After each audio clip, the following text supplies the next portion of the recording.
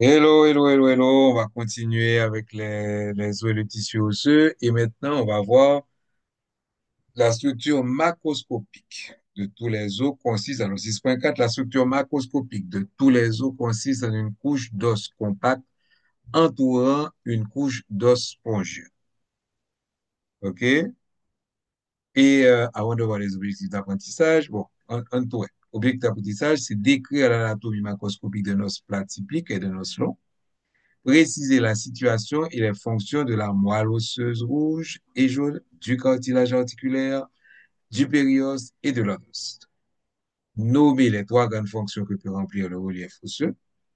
Décrire la structure microscopique du tissu osseux compact et du tissu osseux spongieux.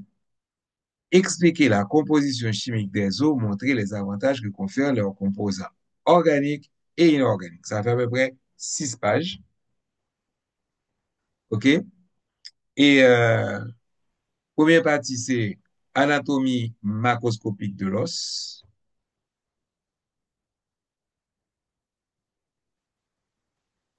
Ensuite, on va avoir l'anatomie microscopique de l'os. Et on va finir avec, oh, désolé, la composition. Et c'est la dernière page. Et on va finir avec la composition de l'os, OK, qui sont les constituants, la composition chimique de l'os. Donc, on retourne l'un début, hein.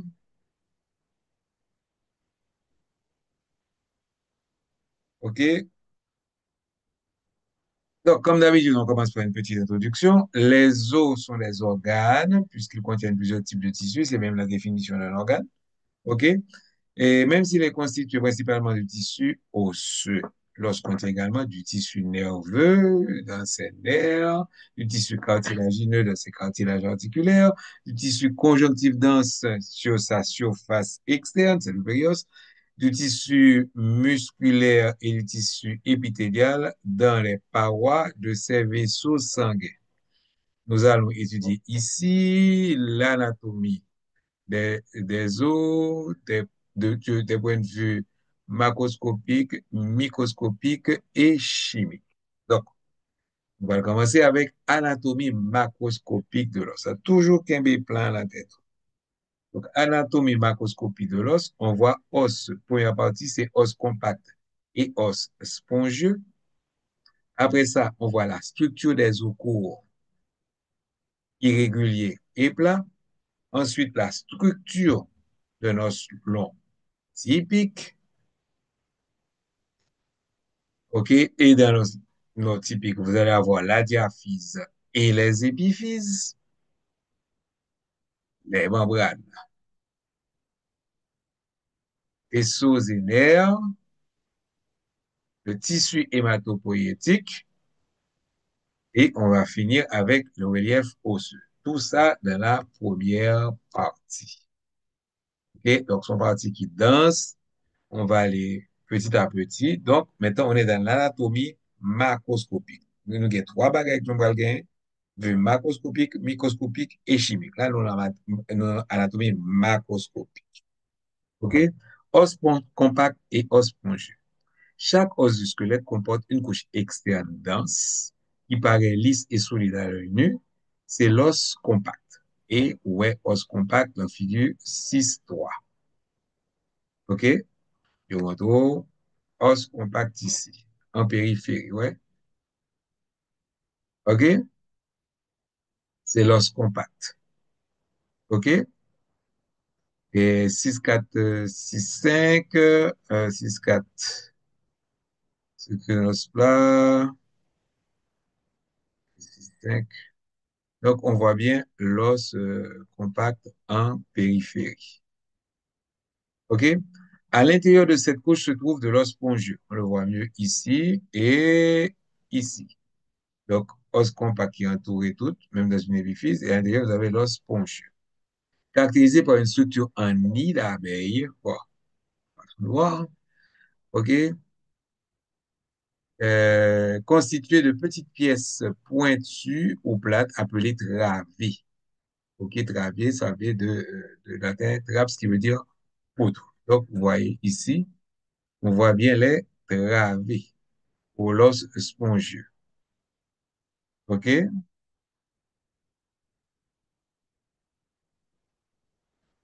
Dans l'os vivant, les cavités entre les travées de l'os spongieux contiennent de la moelle rouge ou jaune. Donc, ça c'est généralité sur l'os compact et l'os. Maintenant, structure des os courts, irréguliers et plats. Et on va se référer à la figure 6.4. Donc, c'est ça. Là, nous avons un os plat et la structure. OK? Les os courts, irréguliers et plats présentent une structure simple. Ce sont tous des plaques minces d'os spongieux appelées diploées. Donc, ici, vous avez le diploé au milieu. OK? Donc, appelé diploé, recouvert d'os compacts. Et puis, regardez là, nous voyons bien que en périphérie, on a bien l'os compact. Os compact et au milieu, appelé le diploé.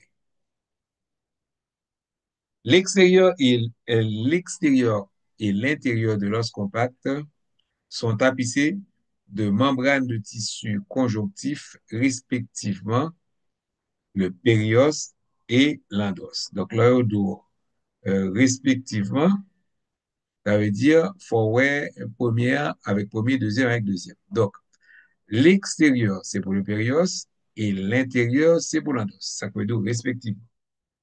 Comme ces os ne sont pas cylindriques, ils ne possèdent ni diaphyse ni extrémité, épiphyse renflée.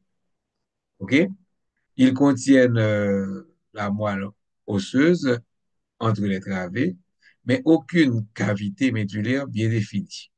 Aux endroits où ils forment des articulations mobiles avec leurs voisins, les surfaces sont recouvertes de cartilage articulaire hyalin. Et ainsi, on a vu ça dans le schéma. Donc, on voit bien les différentes parties. OK? Donc, l'os spongieux, OK? Plutôt, ces os courts, là, ça ressemble à un sandwich rigide. Os compact, os spongieux, os compact. OK? Structure de nos lot typique, où il y a nous fini avec os court et os plat, qui est même structure à peu près. À l'intérieur de l'os spongieux avec diplômé, à l'extérieur, os compact. OK, qu'on y a nous parler la structure de nos lot typique. À quelques exceptions près, par exemple la clavicule, tous les os lots possèdent la même structure qui comprennent une diaphyse, des épiphyses et des membranes.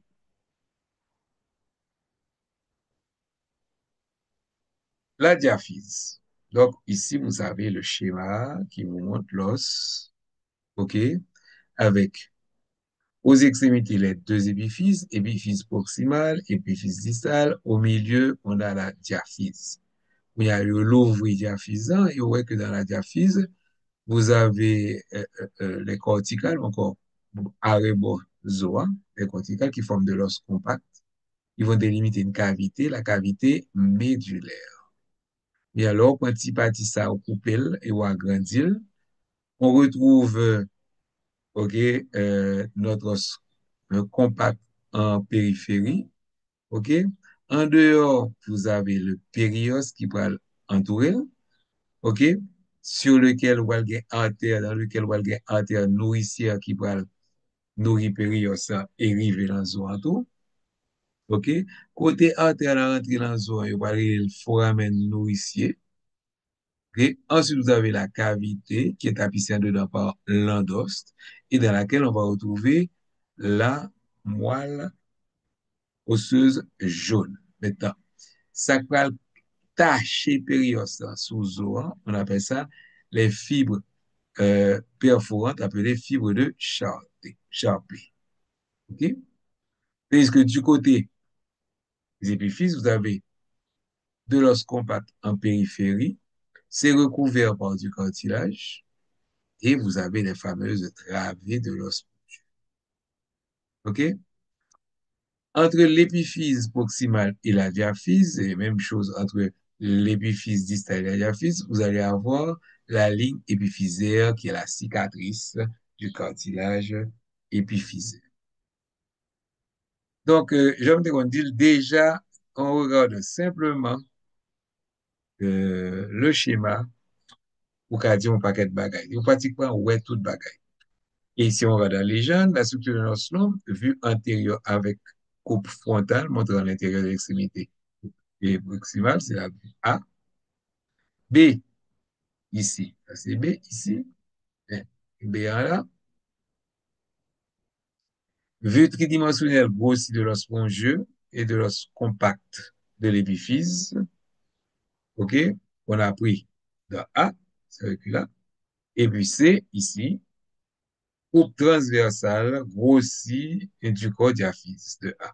Notez que la surface externe de la diaphyse est recouverte du périos, mais que la surface articulaire de l'épiphyse est recouverte du cartilage hyalin. Donc, on n'a pas de périoste ici. OK? Allez. Donc, ça me dit le schéma, nous parlons dans ça qui est écrit, hein. Diaphyse, dia à travers et fusis nature, formation, au corps osseux est de forme tubulaire. Son tube, et ça constitue l'axe longitudinal de l'os, c'est-à-dire que, bah, qui pilon, l'axe longitudinal. Le,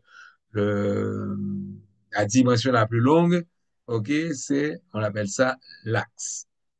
Elle consiste en un cylindre d'os compact relativement épais refermant une cavité médulaire centrale dépourvue de tissu osseux. Donc, on trouve le métage.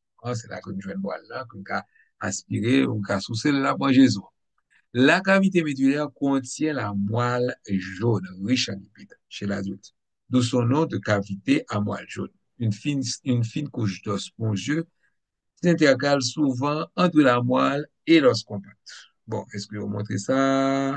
Bon, on le voit ça. C'est une fine couche d'os spongieux. On a les pour les épiphyses. Épiphyses sont les extrémités de l'os. Ça veut dire que épissure, donc sur la physe, OK? L'extérieur des épiphyses est formé d'une fine couche d'os compact. Je vais te montrer là. Une couche d'os compact. OK? L'intérieur est constitué ici d'os spongieux. La partie osseuse de l'épiphyse par laquelle les os s'articulent est recouverte d'une mince couche de cartilage articulaire hyalin. Il agit comme un coussin sur l'extrémité de l'os et amortit la pression lors des mouvements de l'articulation. Donc, le cartilage, ça est tellement bon, il est épais, il poisse le jeune, c'est ça qui fait qu'au cas soutien, au voler, tout bagaille, mais avec l'âge, il va s'amoindrir, la vie petit, la vie aminci, et mon abgé arthrose. Et comme on songe que cartilage n'est pas bien, ni vaisseau sanguin, ni nerf, donc cartilage, donc on casque, il recouvre tête zoan, et puis il fait que tête zoan pas qu'à sentir choc. Mais là où vient grand monde, on développer arthrose, cartilage ça vient diminuer, ok, là ça, on sentit choc. À la jonction de la diaphyse et de chaque épiphyse d'un os, de l'os se trouve la ligne épiphysaire, qui est un reliquat, donc sacrété, du cartilage épiphysaire, communément appelé cartilage de croissance. Le cartilage épiphysaire est un disque de cartilage hyalin où s'effectue la croissance des os pendant l'enfance. La région évasée où la diaphyse et l'épiphyse se rejoignent, qu'il s'agisse du cartilage ou de la ligne épiphysaire, s'appelle la métaphyse. Et métaphyse, c'est jonction entre l'épiphyse et la diaphyse, et c'est là qu'on va retrouver la ligne épiphysaire ou le cartilage de croissance. Membrane. Donc, on a vu diaphyse, épiphyse, membrane. Sauf dans les articulations, toute la surface externe de l'os est recouverte et protégée par une membrane double d'un blanc brillant, le périos, qui vient de périoto et ostéon os. La couche fibreuse externe, donc ça quand dehors, ça faut regarder. La couche fibreuse externe du périos est composée de tissus conjonctifs denses irréguliers. OK? La couche cellulaire interne est appelée couche ostéogénique et repose sur la surface osseuse. OK? Elle contient surtout les cellules ostéoprogénitrices, c'est-à-dire des cellules souches primaires. Et vous voyez, cellules souches, vous voyez, il y a écrit souche primitive, ça veut dire que l'IK transformé, il a transformé en plusieurs types de cellules différents. OK? Donc, il y a une certaine totipotence. Donc, devons quoi cellules souches.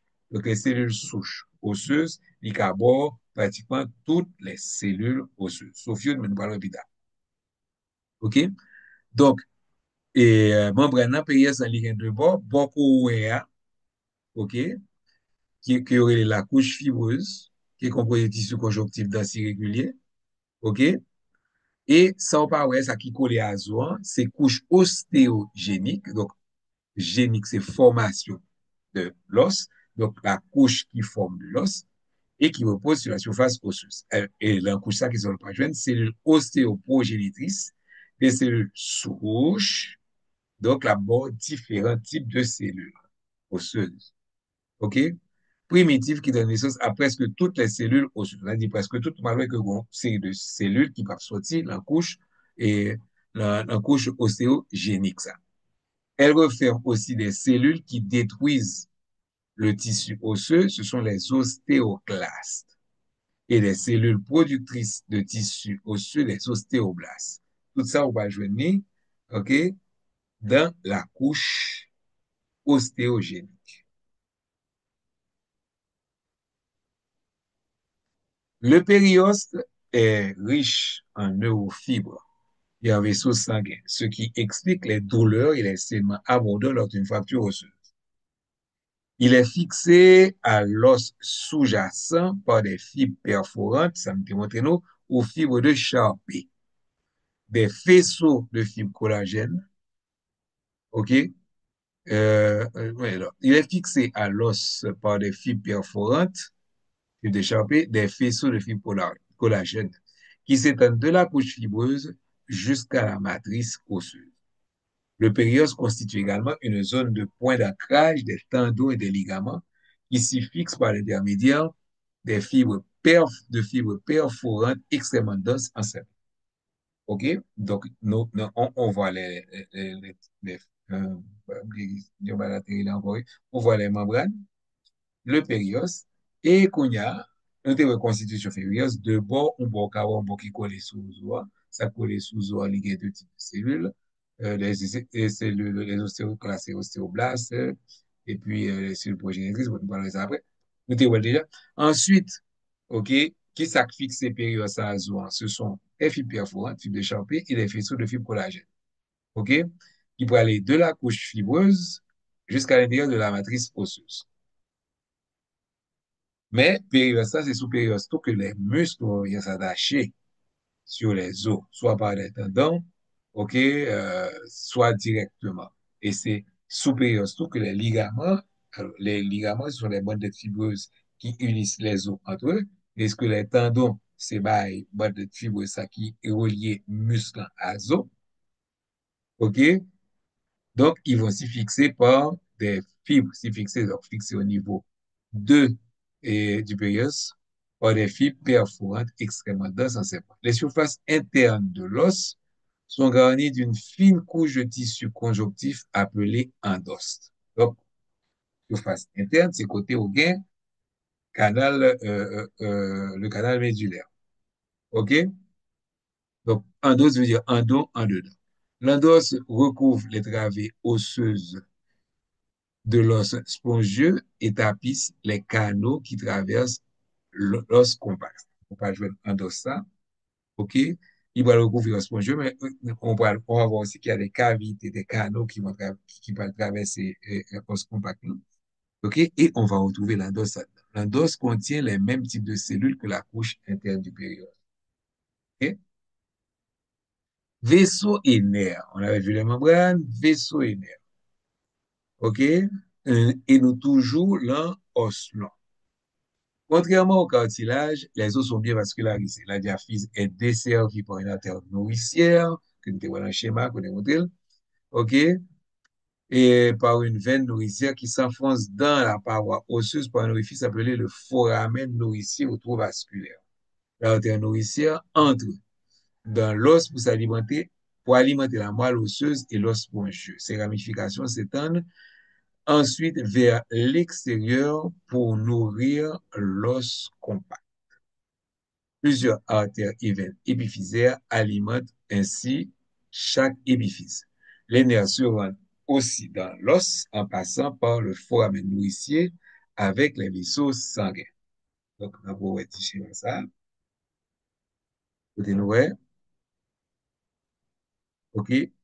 Le vaisseau qui nourrit et qui rentre dans l'os par l'intermédiaire du foramen nourricier, OK? Et le réseau, il va aller dans les canaux. Plutôt, même dit soit vaisseau, on le retrouve dans les canaux de l'os. OK. Le tissu hématopoïétique des os, on se rappelle, dans les fonctions des os, c'est qu'il a formé le tissu sanguin. Donc, le tissu hématopoïétique, ça veut dire qui produit du sang, ou moelle rouge, ne réside pas dans les mêmes endroits que c'est suivant qu'on ait petit monde, suivant qu'on ait grand monde. Chez les nouveau-nés, la moelle rouge occupe la cavité médulaire de la diaphyse et toutes les cavités de l'os spongieux. Donc, Haïti maintenant, ouais, toute bagaille. Ou moelle rouge à tous côtés. Puisque chez les adultes, puisque n'y a pas même besoin que les enfants, la moelle jaune a remplacé une bonne partie de la moelle rouge, surtout dans les os longs. Elle empiète largement sur l'épiphyse, de sorte que la moelle rouge n'occupe que les cavités du tissu osseux spongieux. Autrement dit, chez l'adulte, la moelle rouge est présente uniquement dans les cavités formées par les travées des os spongieux, soit dans les os plats, puisque au principe, la donne, ainsi que dans le sternum, les côtes, les clavicules, les scapules, les os coxaux et les vertèbres. Dans les têtes proximales du fémur et de l'humérus. C'est là seulement qu'on apprenne la moelle rouge chez l'adulte. Comparativement à la moelle rouge des os longs, fémur et humérus, la moelle des tissus spongieux des os plats, comme le sternum, et certains os irréguliers, comme les os coxaux, présentent une forte activité hématopoïétique. On dit la forme est sang. C'est habituellement à ces endroits que l'on prélève des échantillons de moelle rouge par ponction de la moelle osseuse lorsqu'on soupçonne une anomalie du tissu hématopoïétique. Si on a un problème, par exemple, cancer du sein, bah, ça vous fait OK, c'est là que vous allez prendre moelle. La moelle jaune de la cavité médulaire peut, du reste, se convertir en moelle rouge en cas d'anémie grave, faible capacité d'oxygénation, lorsque l'organisme a besoin d'une plus grande quantité d'érythrocytes. Autrement dit, moelle jaune ça, il conserver quand même possibilité pour retourner moelle rouge, aussi mon n'a pas gain suffisamment sang. OK? Donc, la répartition moelle rouge, moelle jaune n'est pas la même suivant quoi. Pour petit monde, c'est tout côté, tandis que pour les adultes, c'est simplement dans les épiphyses des os longs et dans certains os plats et irréguliers. Maintenant, le relief, parce que dehors, c'était un périos, mais vous allez avoir des muscles et des tendons qui vont tirer sous os. OK? Donc, le relief osseux, rarement lisse et uniforme. La surface externe des os présente un relief osseux distinctif qui fournit beaucoup d'informations sur la façon dont cet os ainsi que les muscles et ligaments qui s'y attachent travaillent ensemble. OK? Donc, il y a expliqué pour ça, ou a bien pointe, ou a bien grage, lisse, ou bien processus dans os avec ce groupe. Ça, là. OK? L'irrégularité du relief osseux résulte de la présence, un, de protubérances, qui sont des points d'attache des muscles, des ligaments et des tendons. Deux, de surfaces qui forment les articulations. Trois, de dépressions et d'orifices qui permettent le passage des vaisseaux sanguins et nerfs. OK? On va voir tout ça dans figure 6.2. OK? Présente les principaux éléments du relief osseux. Il vous aidera à comprendre la structure détaillée des différentes os que vous étudierez au chapitre 7. Donc, pour le tableau, ça, OK, côté, bon, pas Pléo, parce que je vous ai donné le livre, OK, côté au gain, éléments du relief osseux, ça veut être des tubérosités, des crêtes, trochanter, ligne, tubercule, épicondyle, processus, OK, surface articulaire, qui participe à la formation des articulations, surface articulaire, tête condyle, et dépression et ouverture, vous avez des sillons, des fissures, des foramens, des incisures. Entre autres, autre chose, on va avoir des méas, des sinus, fosses et fossettes. Bon, OK. Maintenant, c'était l'anatomie macroscopique de l'os. Quand on parle de anatomie microscopique de l'os. OK? Et on va commencer microscopique. Donc, actuellement, on va voir les cellules des tissus osseux. Les tissus osseux contiennent 5 types principaux de cellules. Les cellules ostéoprogénitrices, les ostéoblastes, les ostéocystes, les cellules bordantes et les ostéoclastes. À l'exception des ostéoclastes, toutes ces cellules proviennent des cellules du mésenchyme embryonnaire, c'est-à-dire le tissu d'où proviennent presque tous les types de tissus conjonctifs. Ce sont essentiellement des formes spécialisées d'un même type de cellules qui, une fois différenciées, devient fonctionnelles et participent de manière spécifique à la croissance osseuse. Et, compliqué, oui. Ces cellules, comme celles des autres tissus conjonctifs sont entourés d'une matrice extracellulaire qu'elles produisent.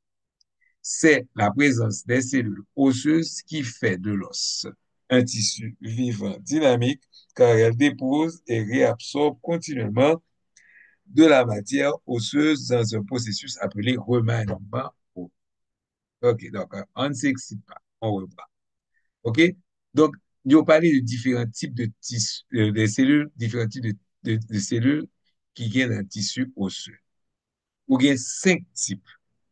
OK, mais il y a 4 qui peuvent produire par période ça, et l'autre là, il y a beaucoup dit côté la produit.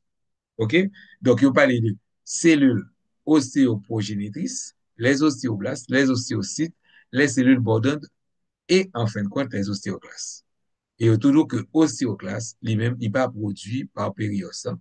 OK? Donc, avec toute notre cellule, il a sorti le mésenchyme embryonnaire, c'est-à-dire, c'est ces tissus-là qui peuvent former tout type de tissu conjonctif. OK? Et ce sont essentiellement des formes spécialisées, c'est-à-dire que les tissus conjonctifs, nous parlons formes spécialisées. Donc, tout tissu conjonctif que nous parlons, ouais, toute cellule, OK, qui sortit dans le mésenchyme embryonnaire, OK, ce sont des formes spécialisées de même type de cellules. OK, donc c'est une cellule qui pral by un paquet l'autre. OK, et chaque cellule qui est différenciée, OK, il pral participer dans Jean Payot, dans croissance, dans Jean Zoan à fonctionner dans croissance osseuse. OK? Et comme tout tissu conjonctif, OK, cellule ça, yo une matrice qui entoure yo, et c'est eux-mêmes qui a produit matrice. OK? Et comme il y a cellules, ça fait que je dit que ZOA sont tissus vivants et l'a continuellement formé et l'a continuellement détruit. Le, il a fait zo, il a détruit zo, phénomène ça, il y aurait le remaniement osseux.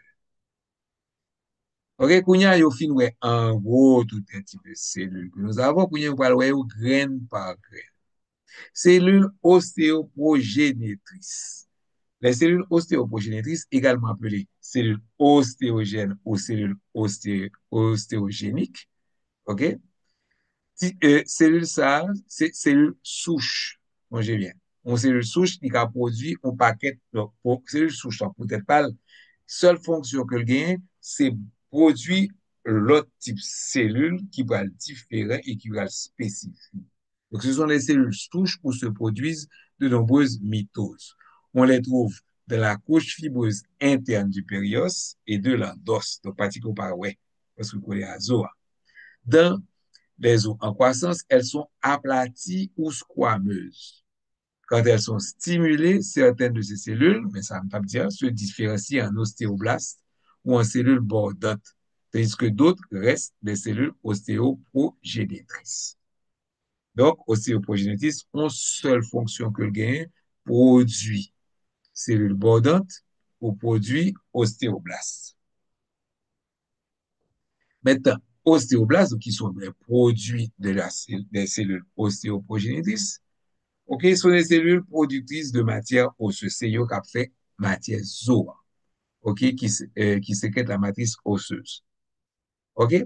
À l'instar de leurs proches parents, c'est-à-dire fibroblastes, donc ça c'est la histologie d'après ça, fibroblastes et chondroblastes, ils sont le siège, ok, de nombreuses mitoses. Donc, les multiplier rapidement. La matrice osseuse non encore minéralisée, nous allons voir dans la constitution de l'os, ok, côté nous allons partie organique et partie minérale, ok. Donc la matrice osseuse non encore minéralisée qui sécrète comprend du collagène, 90% des protéines de l'os, ainsi que des protéines qui se lient au calcium et qui constituent l'os à minéraliser aux matériaux ostéoïdes. Comme nous le verrons plus loin, les ostéoblastes participent également à la calcification de la matrice. Donc, ostéoblastes, ils peuvent sécréter la matrice osseuse, OK, et c'est la partie protéique de la matrice osseuse que l'a formée. OK, pita, qui va servir à faire entrer calcium dans la matrice osseuse. Et matrice osseuse qui n'a pas de calcium, il y aurait les matériaux ostéoïdes. Lorsqu'ils sont actifs et qu'ils sécrètent de la matrice, les ostéoblastes ont une forme cubique. Lorsqu'ils sont inactifs, ils ressemblent aux cellules ostéoprogénitrices aplaties, peuvent se différencier en cellules bordantes. Quand les ostéoblastes baignent totalement de la matrice qu'ils ont sécrétée, ils deviennent alors des ostéocytes. OK? Donc, ostéocyte, c'est la cellule osseuse qui est vieille, quoi. Les ostéocytes sont des cellules osseuses matures en forme d'araignée. OK? Ils se trouvent dans de petits espaces vides appelés lacunes qui épousent leur forme. Les ostéocytes régulent et entretiennent la matrice osseuse. Ils agissent comme détecteurs de tension et réagissent aux stimulus mécaniques, charge déformation, apesanteur. Ils transmettent l'information aux cellules responsables du remaniement osseux, ostéoblastes et ostéoclastes, pour que la matrice osseuse soit fabriquée ou dégradée selon les exigences des forces mécaniques. Les ostéocytes peuvent aussi déclencher le remaniement osseux pour maintenir l'homéostasie du calcium, comme nous allons bientôt le voir. Donc, ostéocytes eux-mêmes, cellules matures, ils n'ont pas qu'à diviser encore, pas qu'à mettre tout ça dans OK? Ils ont dans des espaces, petits espaces, vite que les lacunes, et ils ont une forme d'araignée. OK? Et c'est eux-mêmes qui prennent toute information qui est dans le zoo. Le zoo a cassé, c'est eux qui prennent dire, eh bien, former zo là, le zoo a un petit problème, c'est eux qui prennent dire, zo, ça a un problème, détruire, remplacer par l'autre. Donc, c'est eux-mêmes qui ont dit, et toute information, c'est suivant, et très suivant ça, zoo va le supporter. Parce que l'on vient trop, l'on vient plus lourd, donc c'est lui-même qui a fait zo qui presse, ok, cela permet de déformer, c'est lui-même qui en apesanteur qui a fait que zo vient fin, bon, on équipe bagage, donc c'est lui-même qui transmet information, ok, et c'est au même tout qui a et, déclenché le remaniement osseux pour qu'il y ait, c'est-à-dire que dégradation de zo, pour qu'il y ait formation de minéraux, le corps a besoin, en particulier le calcium, parce que vous voyez que le calcium, il servit à la conduction nerveuse. OK? Ou un schéma là qui est toute cellule ça, ostéoprogénitrice, cap by ostéoblast, cap by ostéocyte. Et puis, ouais, pour l'autre bagaille, ou bien ostéoclaste, il y a tout dit dérivé de la lignée des leucocytes. Et ça, c'est dérivé de la lignée mésenchymateuse, la lignée des cellules osseuses. Dernier bagaille pour nous, ouais, qui dérivait justement et cellules la lignée des cellules osseuses, ce sont les cellules bordantes. Ce sont des cellules aplaties qui se trouvent à la surface des os quand aucun remaniement n'a lieu. Comme les ostéocytes, ces cellules peuvent aider à entretenir la matrice. C'est peut-être ça que l'excès de monde qui considérait que cellules bordantes, c'est même bagaille avec cellules ostéoprogénitrices. Ostéoclastes, maintenant, ça sont l'autre partie. Ostéoclastes sont l'autre cellules qui ont classe à part. OK? Les ostéoclastes sont de grosses cellules multinucléées, donc il y a plusieurs noyaux, qui se trouvent côté yo fait résorption, ce côté il y a mangé zo, hein, donc ils se trouvent aussi de la résorption osseuse. Ils sont issus de la lignée leucocyte, d'où proviennent les macrophagocytes. Donc, même, c'est globules blancs liés. Leuco veut dire blanc, cyte, cellule. OK? Et d'où proviennent les macrophagocytes, donc les cellules qui mangent phagocytes, donc qui mangent des grosses choses, macrophagocytes. Lorsqu'ils sont en train de résorber, dégrader la matrice osseuse, les ostéoclastes reposent dans les dépressions peu profondes qui se sont creusées. OK? C'est ce qu'on, OK? Leurs bordures ondulées distinctes adhèrent étroitement à l'os. Donc, il y a deux bords. OK? Les replis profonds de la membrane plasmique de cette région ondulée augmentent considérablement la surface exposée à la dégradation enzymatique de l'os et isolent l'aire de destruction du reste de la matrice.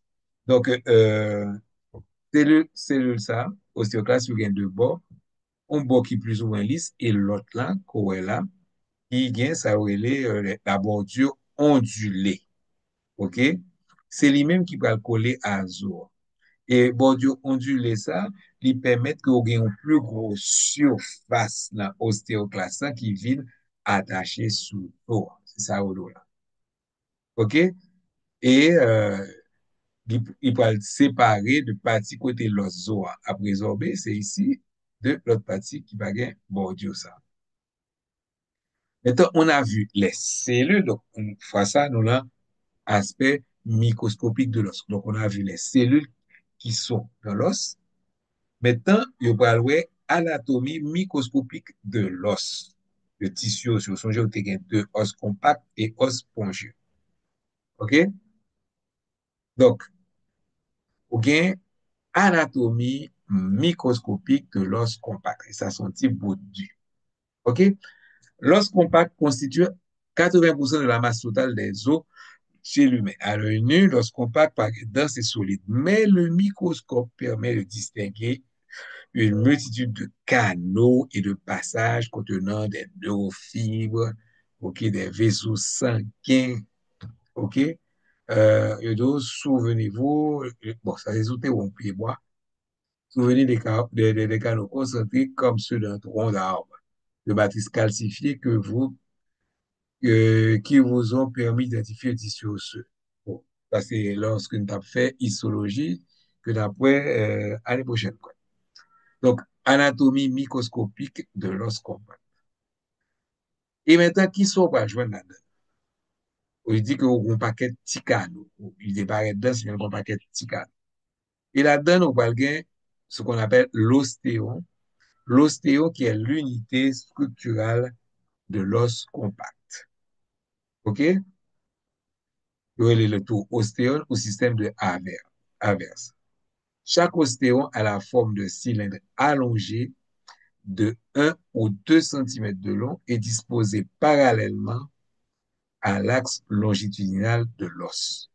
Du point de vue fonctionnel, on peut se représenter l'ostéon comme un minuscule pilier, ok, qui supporte une masse. OK? Voilà le schéma d'un ostéon. OK?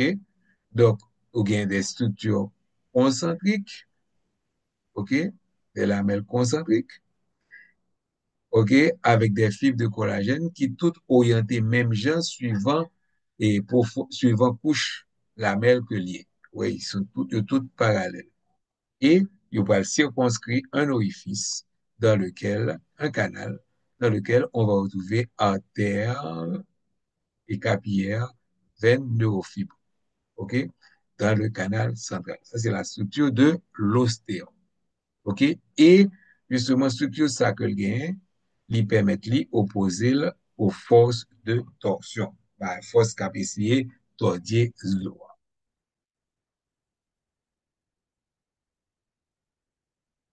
OK? Donc, ainsi qu'on peut le voir à la figure 6, 8, l'ostéon est constitué d'un ensemble de cylindres creux, OK, 6 à 20 par ostéon, composés de matrices osseuses placées les uns dans les autres, tels des anneaux de croissance d'un tronc d'arbre. Chacun de ces cylindres de matrice est une lamelle concentrique ou lamelle de l'ostéon. Ça me dit, voilà. OK? On revient au schéma, les fameuses lamelles. Comme elles ont le même centre, ce sont des cercles qui ont le même centre, c'est ça que l'île concentrique. OK? C'est pourquoi l'os compact est souvent qualifié d'os lamellaire, parce que le fait lamelle. Bien que les fibres collagènes dans la matrice d'une lamelle donnée soient toutes parallèles, les fibres de deux lamelles adjacentes sont toujours orientées dans une direction opposée. Donc, c'est très ça que me démontrez nous. Ouais.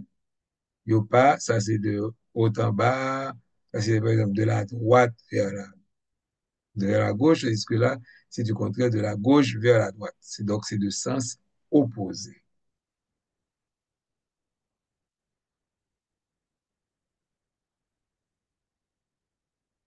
Cette alternance a pour effet de renforcer les lamelles adjacentes, donc une qui est à côté de l'autre adjacente, et d'offrir une résistance remarquable aux forces de torsion que subissent les os.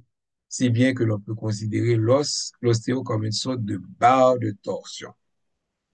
Par ailleurs, les fibres collagènes ne sont pas le seul élément des lamelles qui présente cet admirable agencement. Les minuscules cristaux des selles de l'os sont disposés dans le même sens que les fibres collagènes. Par conséquent, ils changent aussi d'orientation d'une lamelle à l'os, à l'autre. Parce que on a l'os, il est cristallisé, il est partie minérale, donc on va avoir des cristaux et qui est agencé même genre aux fibres collagènes. Donc là, on avait vu l'ostéon, OK? Anatomie microscopique de l'os, on avait vu l'ostéon qui était l'unité structurelle de l'os compact, OK? Et maintenant, après avoir vu l'ostéon, on va voir les canaux et canalicules, OK? Le centre de chaque ostéon forme un canal central de l'ostéon, OK? Le centre de chaque ostéon, ça ne ouais, ou canal de Havertz, dans lequel passent de petits vaisseaux sanguins capillaires, vénules et des neurofibres qui desservent les cellules de l'ostéon. Des canaux. Donc, on a vu, premier canal, c'est canal de l'ostéon, canal de Havertz. Maintenant, des canaux d'un autre type sont orientés perpendiculairement à l'axe de l'os, de l'ostéon. Ce sont des canaux perforants de l'os compact, aussi appelés canaux de Volkmann. Ces structures permettent les connexions nerveuses et vasculaires entre la cavité médulaire et les canaux centraux de l'ostéon. Et ça, vous allez regarder figure 6.9a. Contrairement aux canaux centraux des ostéons, les canaux perforants ne sont pas entourés par des lamelles concentriques, mais comme toutes les autres cavités internes de l'os, ils sont tapis dans l'os, on se rappelle, l'autre ouais, en os. Donc, après, c'est après, là, vous avez un os long, il prend un petit morceau là, dans ça, et il va grandir là. Donc, on voit maintenant canaux et canalicules. Donc, nous avons les ostéons et vous avez le canal de Havertz, ou bien canal central de l'océan ici, qui, dans le même sens qu'on voyait, OK, dans le même sens de l'axe de l'os. Maintenant, entre ça, vous allez avoir des canaux perpendiculaires qu'on appelle canal perforant de l'os compact et qui contient des vaisseaux sanguins et des nerfs. OK? Et vous avez l'endos qui vont donc, ils vont tapisser tout ça. OK? C'est grâce aux canaux perforants qu'on peut avoir un contact entre la moelle, la cavité médulaire et l'os compact. OK? Donc, on a vu les canaux, on a vu le premier type qui était les canaux. Deux types de canaux, canaux de Havers et canaux, euh, les canaux de l'ostéon, OK, on appelle canal de Havers et ça qui est perpendiculaire, qu'on va appeler les canaux de Volk.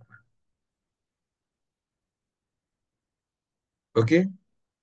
Maintenant, les ostéocytes en forme d'araignée. OK?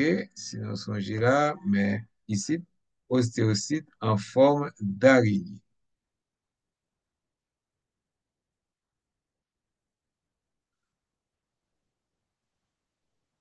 Donc, les ostéocytes en forme d'araignée occupent des lacunes, OK, situées à la jonction des lamelles. Des canaux très fins, les canalicules, rayonnent à partir, ça veut dire qu'il y a sorti, tant qu'on rayon qui a sorti, rayon soleil, là, on montre le soleil, là, on montre une boule avec un paquet de traits, ce sont les rayons, OK? Donc, rayonnent à partir des lacunes qu'ils relient et communiquent avec le canal central de l'ostéon, où, rappelons-le, se trouvent les vaisseaux sanguins. Le canalicule là, c'est petit canaux qui reliait les lacunes des ostéocytes. La formation de ces canalicules présente un certain intérêt. Au, au cours de la formation de l'os, les ostéoblastes restent en contact les uns avec les autres, ainsi qu'avec les ostéocytes locaux grâce aux jonctions ouvertes de leur extension tentaculaire. Les ostéoblastes sécrètent de la matrice osseuse dans laquelle ils sont emprisonnés et se transforment en ostéocytes à mesure que la matrice durcit. Ce processus laisse tout un niveau de minuscules canaux, les canalicules, remplis de liquide interstitiel et contenant les excroissances des ostéocytes. Ces canalicules relient entre eux tous les ostéocytes d'un ostéon, ce qui permet aux ostéocytes de communiquer et aux nutriments et aux déchets de passer d'un ostéocyte à l'os, à l'autre. Or, les jonctions ouvertes. Tout se passe comme si les ostéocytes se donnaient la main et s'échangeaient des messages. De même que, donc, même si la matrice osseuse est dure et imperméable aux nutriments, les canalicules et les jonctions ouvertes font en sorte que les cellules osseuses soient bien nourries et débarrassées de leurs déchets. Donc, les canalicules, ce sont des petits canaux qui relient les ostéocytes entre eux et ils permettent aux ostéocytes de communiquer l'un à l'autre parce que leur matrice osseuse là, solide qui vient, ok, si pas de petit canalicule ça, ostéocyte là, pas tap ka recevoir nutriments et pas tap ka débarrasser de déchets. OK? Donc, nous sommes dans la structure microscopique. On a vu les différents types de cellules. OK? Alors, c'est pour l'os compact. Oui. On a vu les différents types de cellules et on a vu les canaux et canalicules. On y a, nous parlons de dernier bagage là, c'est les fameuses lamelles interstitielles ou circonférentielles. OK? Donc, vous avez des lamelles concentriques, lamelles circonférentielles que vous montre là. C'est pas même bagaille. OK? Ici, encore, vous voyez les lamelles. Vous voyez les canalicules. Ça, c'est un canal. OK? On monte l'ostéocyte dans sa lacune et les canalicules qui permettent aux différentes lacunes de communiquer entre elles. OK? Et là, vous voyez les lamelles interstitielles. Donc, ce sont les lamelles qu'on va voir maintenant.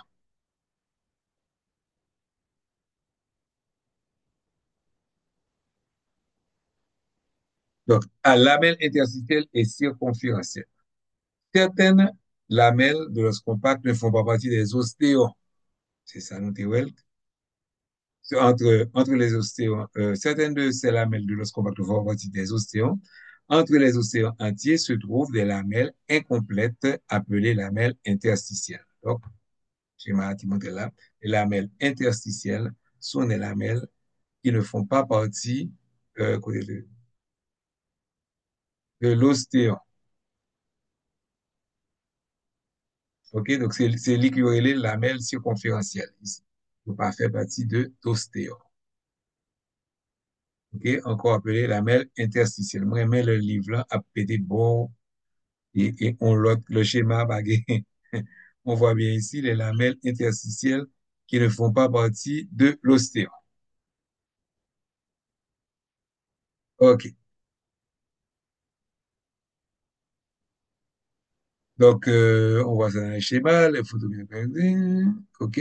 Ces lamelles occupent les intervalles entre les ostéons en formation ou représentent des fragments d'ostéons qui ont été coupés par le remaniement osseux. OK. Par ailleurs, en plus de ces lamelles-là, nous avons les lamelles circonférentielles qu'on a montrées dans le schéma, OK, situées juste au-dessus du périos et en dessous de l'endos, entoure la diaphyse. Ces lamelles offrent une résistance efficace aux forces de torsion qui exercent sur l'os. Donc, on redit le plus bien, pour me retirer une petite confusion. Donc, les lamelles circonférentielles, ça entoure l'os, si vous mettez là, mais entre les ostéons, on sait de lamelles qui ne font pas partie des, des ostéons. Et c'est ça, les lamelles interstitielles. Que malheureusement, il n'a pas montré, on ne montre que là, OK? OK? C'est entre deux ostéons ou j'ai des lamelles, ou bien, que donc c'est la partie qui est entre les deux ostéons, ou encore, ça peut être un ancien ostéon que yo bagay. Et yo plus ou moins résorbé. Nous avons les lamelles circonférentielles et les lamelles interstitielles. Ça, c'était pour anatomie microscopique de l'os compact. On va traverser dans anatomie microscopique de l'os spongieux. Contrairement à l'os compact, l'os spongieux est constitué de travées, ou lacunes, d'où son autre nom de os trabéculaire. OK? Semble, donc contrairement à l'os compact, l'os spongieux semble être un tissu peu structuré, voire désordonné. Ouais, ouais, pas fait. OK? En fait, c'est pas vrai. OK? Tracer ça, c'est pas un désordre de placer. C'est ça que les dos sont loin d'être placés de façon aléatoire. C'est pas un désordre. Bien au contraire, la situation précise de ces minuscules éléments doit reflète les contraintes subies par les os et lui permet d'y résister de façon possible. Donc, si vous regardez bien, vous voyez que os et spongieux, les lamelles sont orientées pour qu'à supporter poids avec contraintes que le gain sous os. OK? Les travées sont donc placées aussi stratégiquement que les câbles d'un pont suspendu. Bon, alga sur Internet, ça veut dire pont suspendu. Ainsi que la disposition des lamelles osseuses dans l'os compact lui permet de résister à des forces orientées dans un nombre plutôt restreint de directions. La disposition des lamelles dans l'os spongieux lui donne la possibilité de s'adapter à des forces agissant dans toutes les directions. L'os spongieux est aussi un os lamellé. OK? Donc, les travées sont placées stratégiquement, aussi stratégiquement que les câbles de pont suspendus, alors que la disposition des lamelles osseuses dans l'os compact lui permet de résister à des forces orientées dans un nombre plutôt restreint de direction. OK? Os compact là, il pas qu'à résister à toute force que le sous lui. Mais les lamelles de l'os spongieux, lui-même, lui permettent que l'ICA supporter quel que soit côté force d'envie pour qui tend à le déformer. OK? Et naturellement, l'os spongieux, on va retrouver aussi des lamelles. Une épaisseur de quelques cellules, les travées comportent des lamelles irrégulières et des ostéocytes interreliés par des canalicules, même genre qu'Owell, os et compactant. Il n'y a pas d'ostéon, bon, puisque c'est bah, des autres liés, hein, selon les autres, il n'y a pas d'ostéon dans l'os spongieux. Les nutriments passent des capillaires de l'endos entourant les travées et parviennent aux histiocytes de l'os spongieux par diffusion à travers les canalicules. Donc, ça, bagay en pile, bagay pour dire, pour os, bagay microscopique, structure microscopique de l'os, anatomie microscopique de l'os spongieux. Ah, nous arrivons à la dernière partie qu'on a, c'est la composition chimique de l'os. L'os contient à la fois des constituants organiques et des constituants inorganiques. C'est la combinaison adéquate de matériaux organiques et inorganiques de la matrice qui rend l'os extrêmement durable, résistant, sans devenir cassant. Durable, puisque c'est l'os et l'os fin mourir, c'est l'os accrété. OK?